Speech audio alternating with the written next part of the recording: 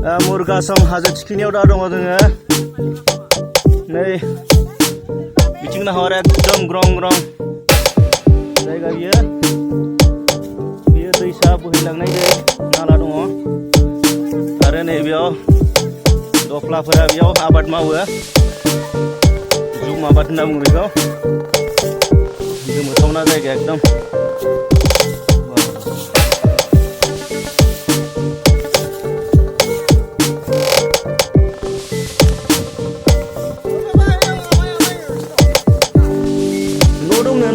बै बबेथिं मोनो लामाया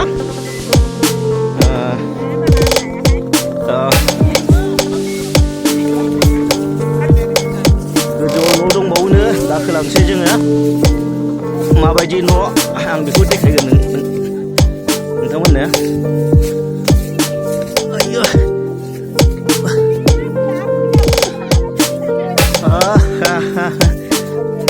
बियो दै जेरिया मेंबाय नामा आबैयालाय गोजौआव न' दंनो र' थांथारनोसै आं गोजौआव न' थानायखौ नोंथांमोननो दिन्थिगोन नायलांबाय दा नोंथांमोना जोबोद मेंबाय हाजो गाखोनानै बिराद गोजौ एभारेस्ट हाजो थिखिनि बायदि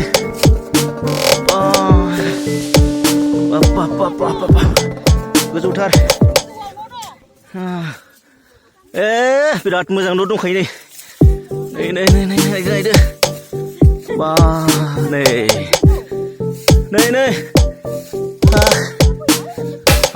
मेंबाय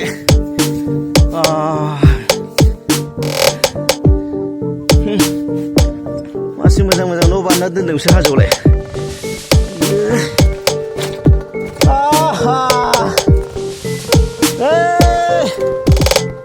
नुहुरदोंना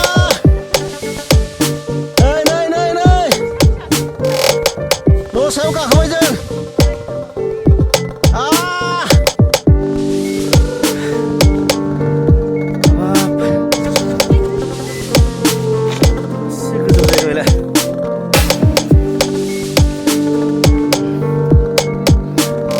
बिलाइनि न'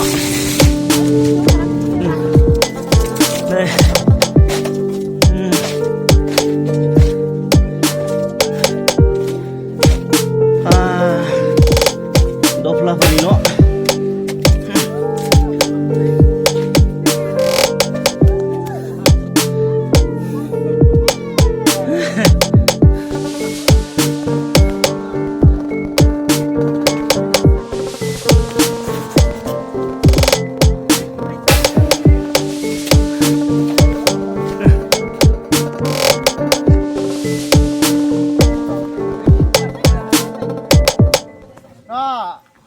बेखिनियाव आना माने 얘나 보는 जासिमोन उठिब লাগিছিলে কি নাই বুটা আমাৰ উঠিছেতো মুৰ্গা সুটো অলপ আগতে আছে না নাই মুৰ্গা সব মুৰি তাৰ পৰা ইয়াত বস্তিটো ক'ত আছে ইয়াতে অলপ তলত আছে এইটোৱে বস্তি জাগাটো বিৰাট ভাল লাগিছে দে গায়া সোনা এইটো হয় আৰু মুৰ্গা সব নেকি আৰু এই ওপৰৰ ধানটো কেনেকে লগাইছে এইটো আমাৰ ধান কি লগাইছে কেনেকা এনেকা গুটি মাৰি জুংলা ভৰি কিটা নিবি খাই না আৰু পাহাৰে নি পাহাৰ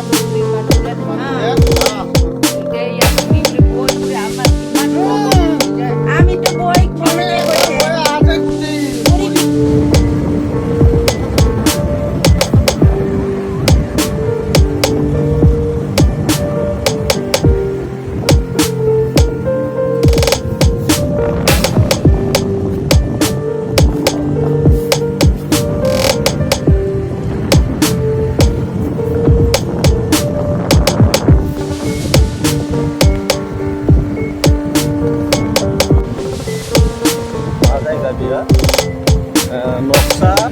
नक्सा पर्वत नक्सा पर्वता बेनो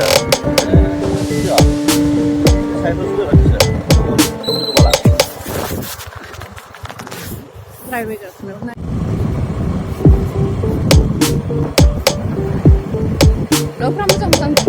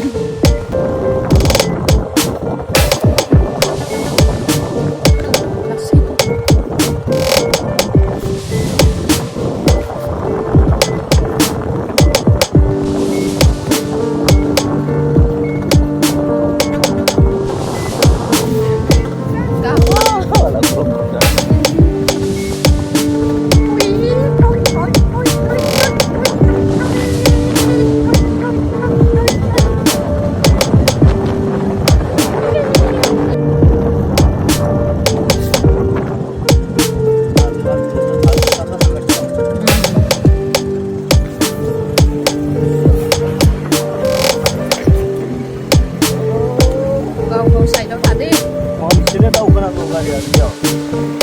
Nasi kalem aja ya.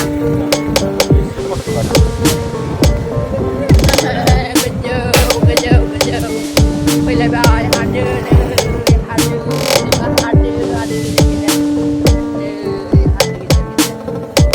Lama biar Sirsa Road. This is Sirsa Road. This is connected to Sirsa.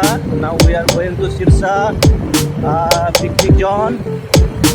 Let's enjoy party, guys. Enjoy. Let's Happy New Year.